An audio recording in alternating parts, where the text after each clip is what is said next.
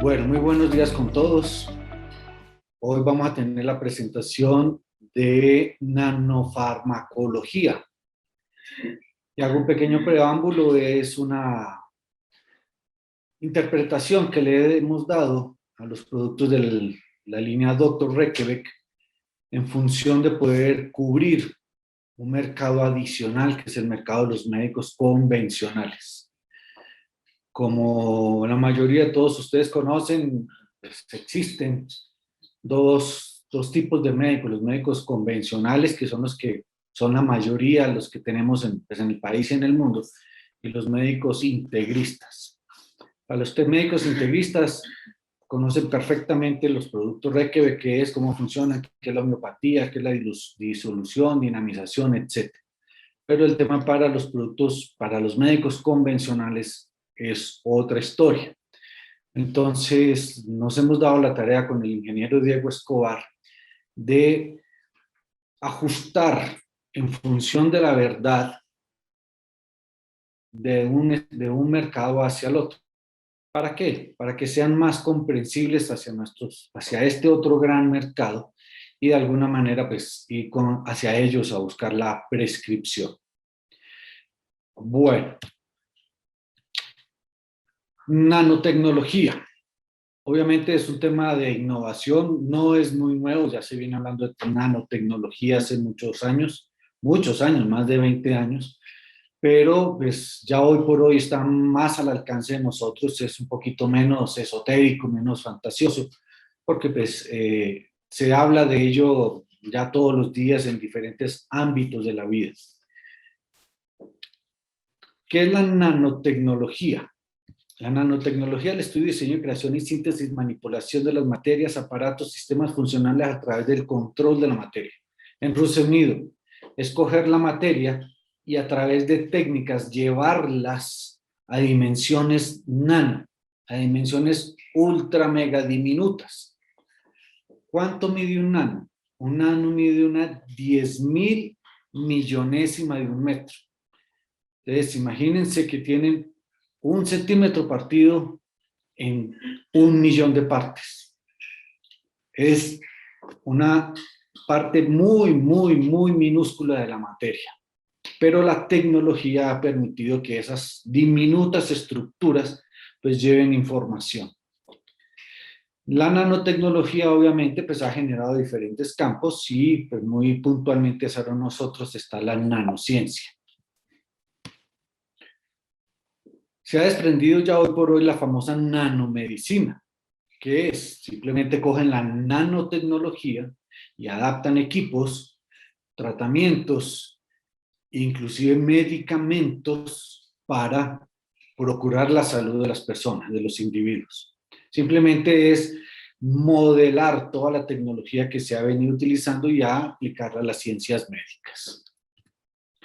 La nanofarmacología, que es una de esas partes de las ciencias médicas, es escoger los medicamentos y hacerlos mínimas partículas, pero obviamente que tengan un efecto terapéutico. Y aquí hay un par de gráficas. Imagínense, esto es una cápsula común y corriente que podemos tener por decir algo, nuestros productos Pilage, pero por dentro llevan una cantidad de información terapéutica que lo que hacen es procurar la salud de los pacientes. En el lado derecho de la pantalla pues hay una foto real de unas moléculas y adentro llevan nanofarmacología y es un experimento que están haciendo para el tratamiento del Helicobacter pylori. ¿De dónde actúa la nanofarmacología? Pues es una pequeña explicación de nuestro organismo. Tenemos el átomo, la unión de varios átomos conforman las moléculas van armando estructuras más complejas que son las células, la suma de las células forman el tejido, tenemos diferentes tipos de tejidos para atender diferentes órganos y la unión de todos estos órganos conforman los sistemas. Tenemos el sistema gastrointestinal, el sistema respiratorio, el cardiovascular, cada uno con sus propios órganos y la conjunción de todos esos sistemas pues dan el resultado de nuestro cuerpo humano. ¿Dónde actúa la nanofarmacología? actúan en estructuras inclusive mucho más pequeñas que un átomo. Repito, muchísimo más pequeñas que un átomo. O sea, llegamos a partes muy, muy diminutas en función de procurar la salud del paciente. Y por eso decimos que la nanofarmacología son mínimas partículas, pero con un efecto terapéutico. La nanofarmacología son medicamentos contenidos en pequeñas estructuras. Las nanopartículas son supramicroscópicas y sus usos pues, son obviamente minúsculos, apenas alcanzan a medir 100 nanos, pero imagínense si un nano es 1 milímetro partido en 1 millón de partes, de 100 nanos, pues sigue siendo muchísimo más chiquito que un átomo. Y son capaces de ejercer una acción reguladora en la biología de la célula, aún en esas pequeñas dosis. Y vamos a empezar a hablar de aquí en adelante en modulación orgánica, que genera cambios bioquímicos. Ya vamos a ver un poquito más la descripción. Todos estos términos, insisto, son en función de llevar los productos en términos más comunes para los médicos convencionales, guardando siempre la realidad de los productos, la verdad terapéutica, sin generar fantasías y mucho menos pues, sin pretender que estamos llevando la pastillita milagrosa. Pero con estructuras nanofarmacológicas logramos la salud de los pacientes. Hago una pequeña comparación, pues homeo viene de omnius, semejante, y patos de enfermedad, y la nano es nanus, diminuto, es un término griego, y fármaco, pues fármaco. Lo similar, la nanofarmacología son las mínimas partículas, pero con efecto secundario. La homeopatía la conocemos muy bien, que es la famosa dinamización y disolución. Aquí lo que hablamos es de una 1.000.000.000ª parte. ¿Por qué? Porque al final, si entendemos bien la homeopatía, vemos que lo que tenemos al final es información energética. No, aquí hablamos de la 1.000.000.000ª de una parte tan pequeña que ningún aparato, sea un espectrofotómetro o sea me olvidó el nombre, espectrofotómetro, puede medir la cantidad de partículas que hay. Y una característica fundamental es que ambos son libres de efectos secundarios en razón a que la cantidad ponderal es prácticamente imperceptible, pero su efecto terapéutico sí es vigente. Un soporte que tiene la nanofarmacología es la ley de Art-Schulz. Art es una persona alemana y Schulz es un químico suizo que se juntan en Alemania y promulgan su ley. Y en resumen lo que dicen es que estímulos fuertes eliminan o paralizan la actividad vital de la célula. Los estímulos muy fuertes inhiben, los estímulos medianos aceleran y los estímulos pequeños estimulan la actividad vital de la célula o del organismo. Con eso damos refuerzo a que no necesitamos dar grandes cantidades de algún medicamento para generar la cura del paciente. Si damos las mínimas partículas con ese efecto terapéutico, lo que vamos a obtener es una estimulación orgánica que genera cambios bioquímicos y por lo tanto la salud del paciente. Y pongo un ejemplo. Si nosotros nos tomamos 500 miligramos de un paracetamol o 1000 miligramos de un paracetamol, pues se nos va a quitar el dolor de cabeza.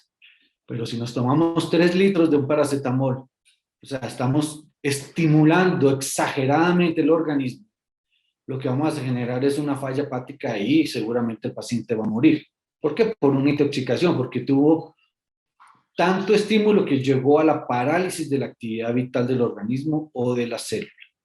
Y eso pasa con la mayoría de los medicamentos convencionales.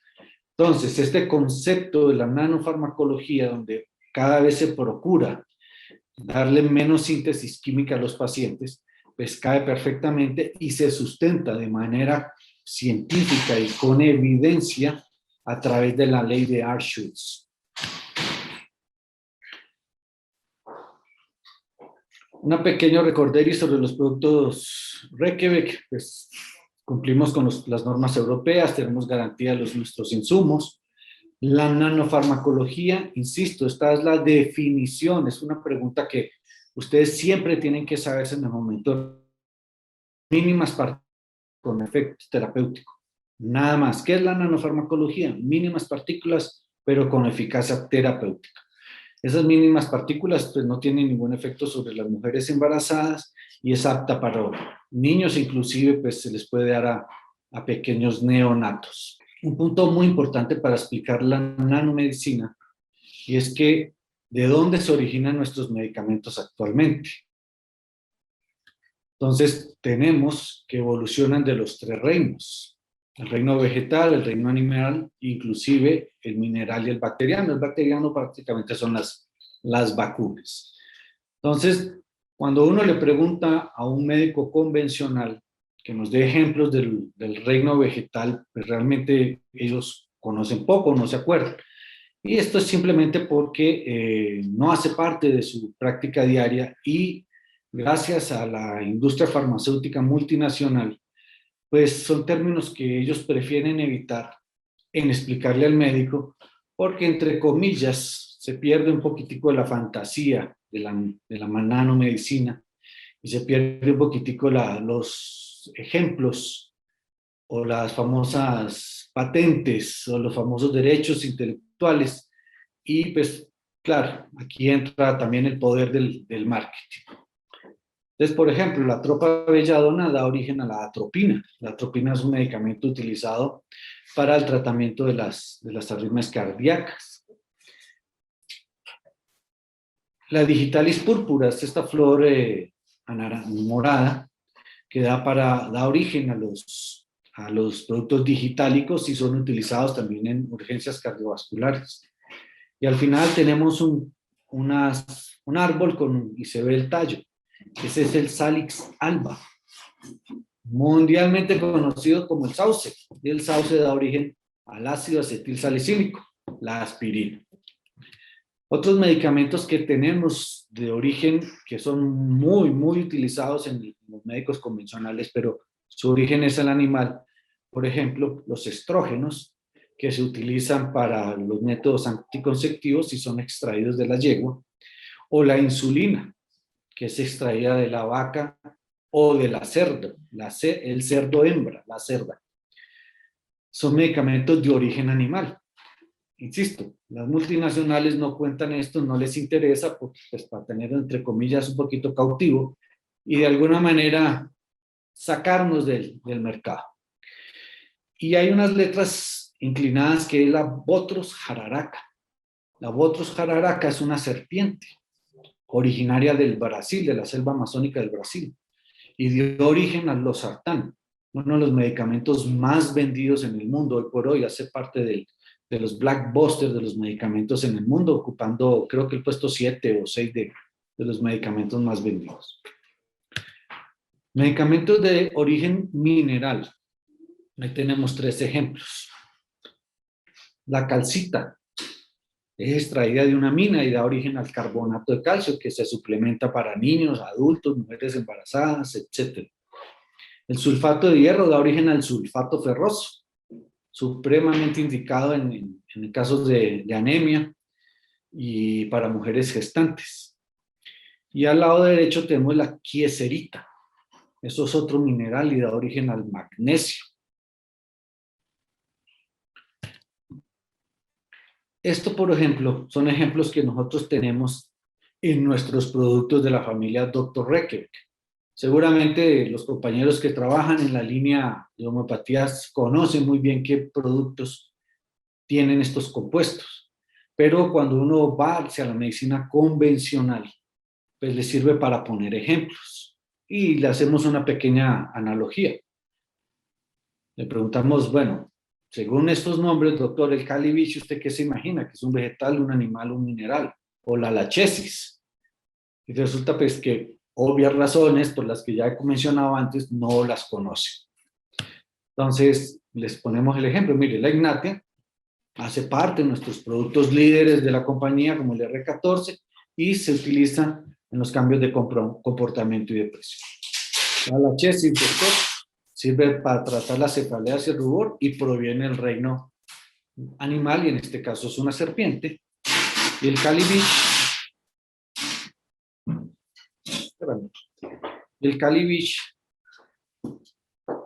es un mineral que se utiliza en el resfriado con secreción nasal y lo tenemos en nuestro producto R96.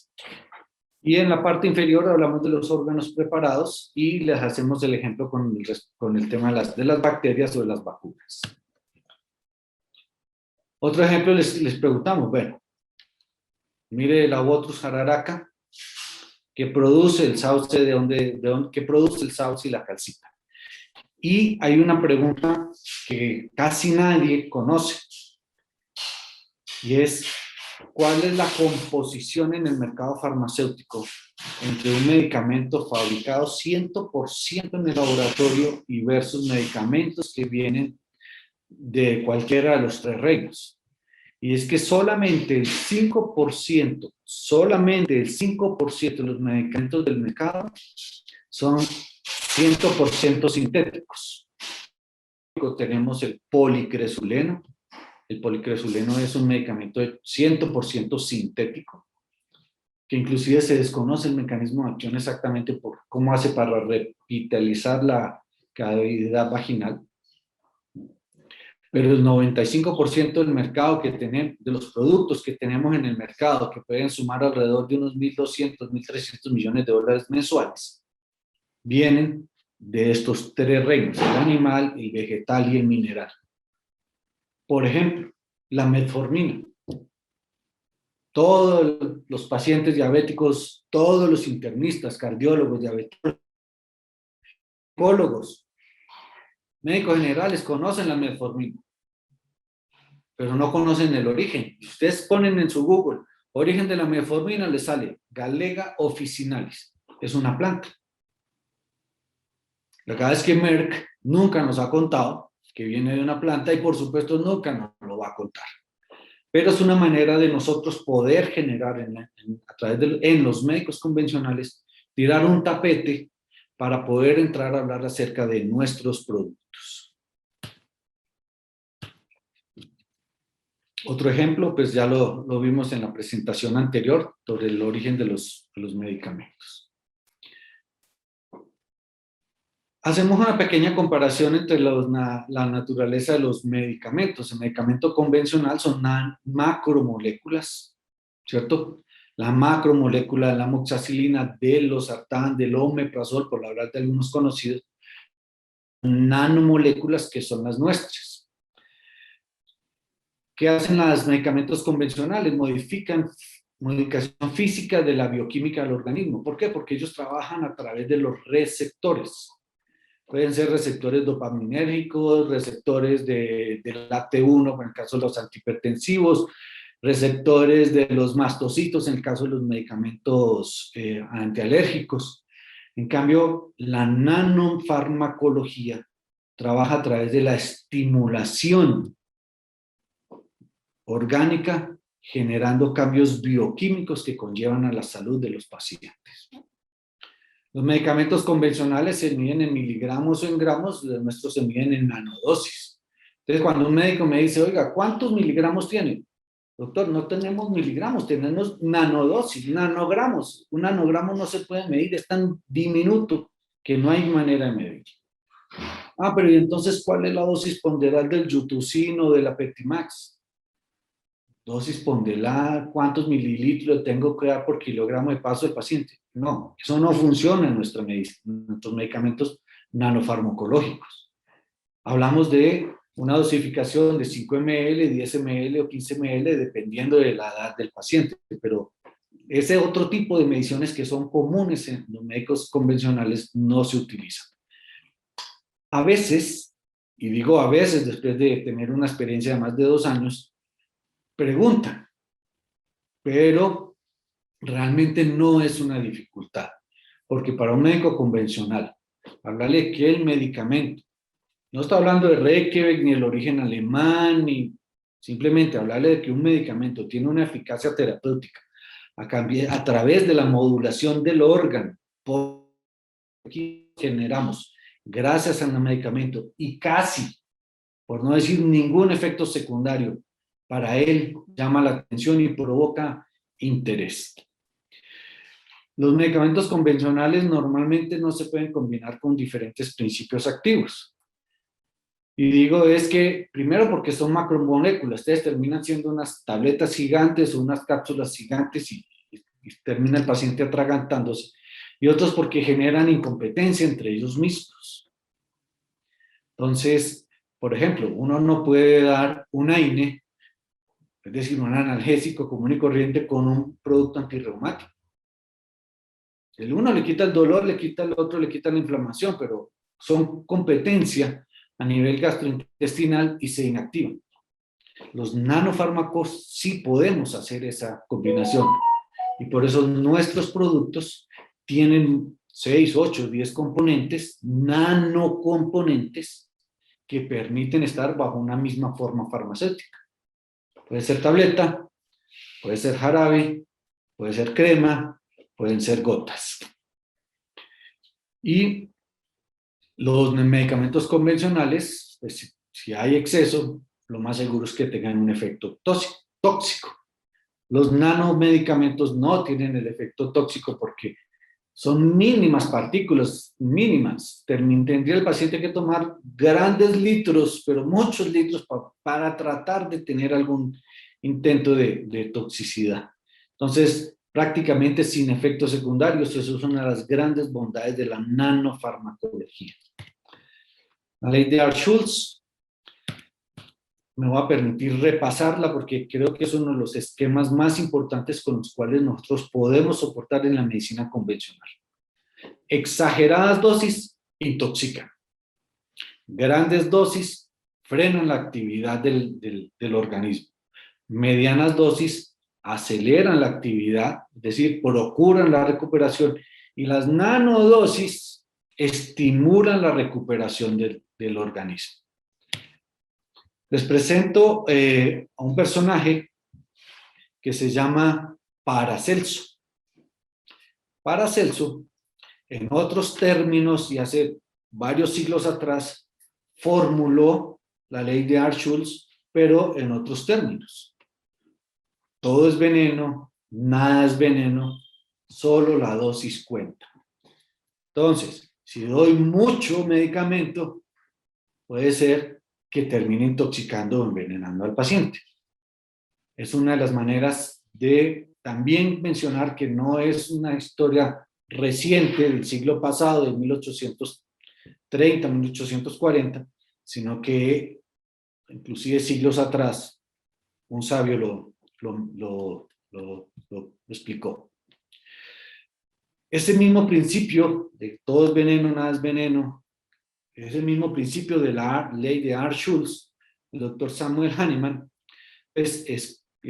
trabaja con los productos homeopáticos y es donde se origina la estructura de la medicina homeopática como medicamentos. Trabajamos con los principios de similitud de los semejantes, trabajamos principalmente con los principios de individualización, y eso pues es un tema que también le hacemos claridad a los médicos convencionales, porque el dolor de cabeza de 3, 4 personas puede tener diferente etiología, diferente origen, pero siempre le damos un paracetamol. Y resulta que no estamos tratando la causa, sino simplemente la consecuencia. Y hablamos del principio de la infinitesimalidad gracias a las nanodosis. Son ínfimas, diminutas partículas, pero con efecto terapéutico. Bueno, paso con cierta velocidad los dos mencionados anteriores, en función de que cuando hacemos la visita a nuestros médicos convencionales, pues no entramos en ese tipo de detalles para evitar generar confusión, porque ya estamos vendiendo un concepto novedoso que es la nanofarmacología, las nanopartículas. Y después de eso tenemos que empezar a hablar de nuestros productos, el R14, el R10, etcétera. Entonces, no intentamos chocar.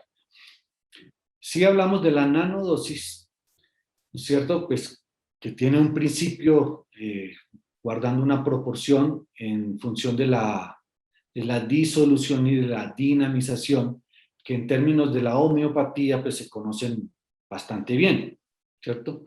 Que vamos diluyendo la sustancia madre a la D1, 2, 3, 4, 6 o a la C1, 2, 3, 4, 5, 6 y se lo vamos haciendo las dinamizaciones, imprimiendo la energía en cada uno de esos procesos. Al final, lo que tenemos es la nanofarmacología. Al final llegamos a tener en una disolución centesimal o decimal mínimas partículas, nanopartículas. Ese término en nanopartículas ya genera un espacio entre la homeopatía y nos permite pararnos en el sitial que ellos conversan, que ellos han estudiado y que hoy por hoy es muy común en el argot de la medicina, las nanopartículas. ¿Qué hace la nanofarmacología? La nanofarmacología, a través de todos los que hemos mencionado en las diapositivas anteriores, pues generan una cohesión que al final de ser pequeños hilos arman una soga lo suficientemente fuerte para generar una modulación, unos cambios bioquímicos y una respuesta terapéutica positiva. ¿Por qué hablamos de sinergia? Y aquí hay dos ejemplos. Uno, porque la mayoría de nuestras células tienen memoria. Y ahí hay dos ejemplos. Los mastocitos. Los mastocitos intervienen siempre en cualquier proceso alérgico. Un bebé recién nacido tiene los mastocitos vírgenes, están ahí sin tocarse por nada.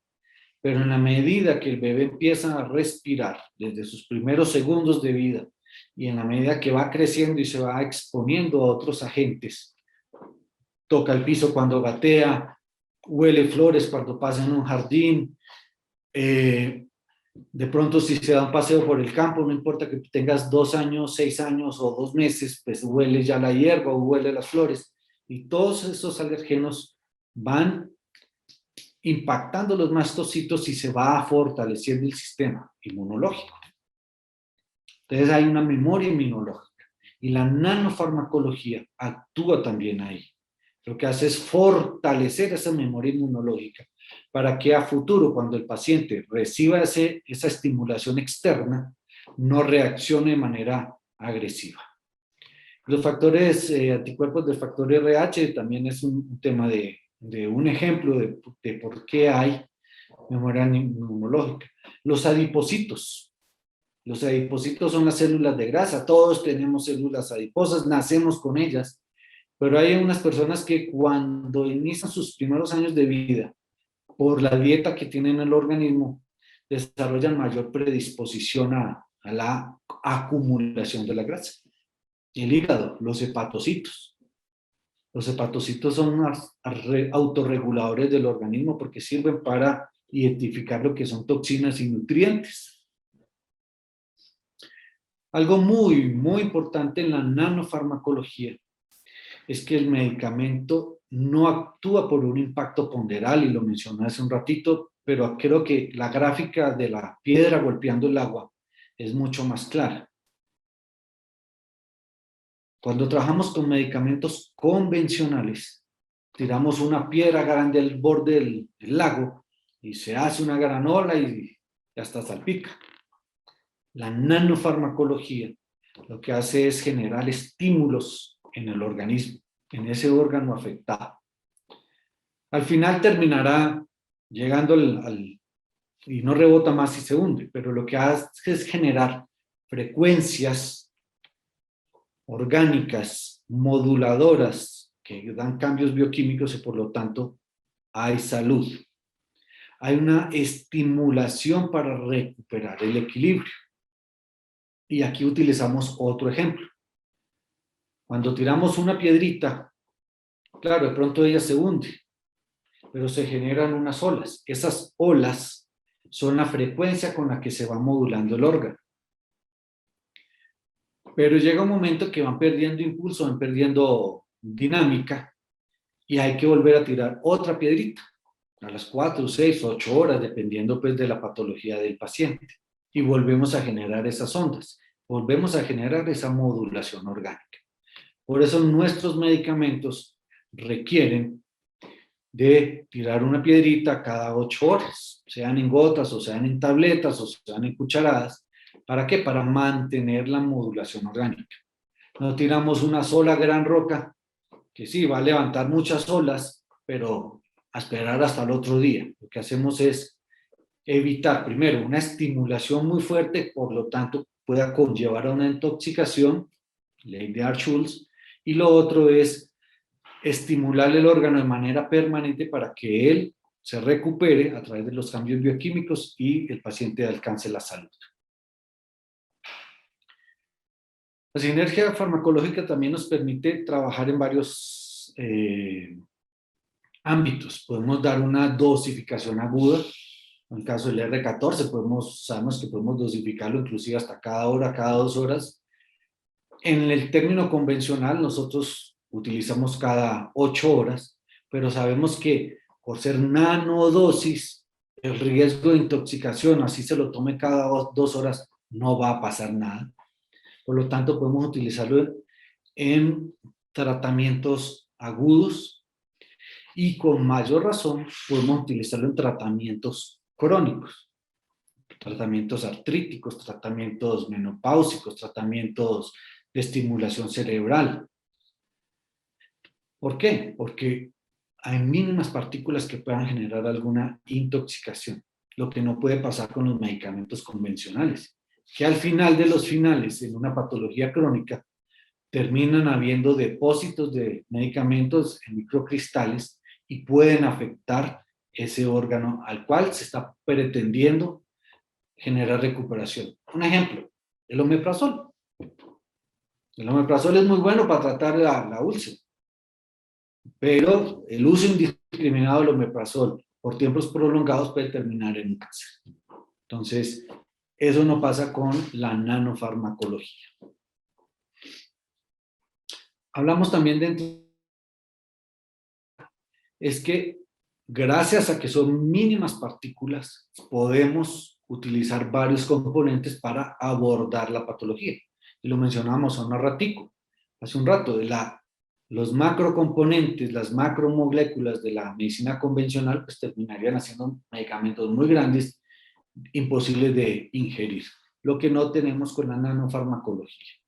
Eso nos permite abordar los diferentes síntomas de una misma patología de una manera integral, buscando que el paciente de manera integral tenga esa recuperación, y no que se tenga que tomar un fármaco para la depresión y otro para el dolor de cabeza y otro para calmar la ansiedad y otro que para quitarse el mal genio. No, aquí tenemos nanomedicamentos.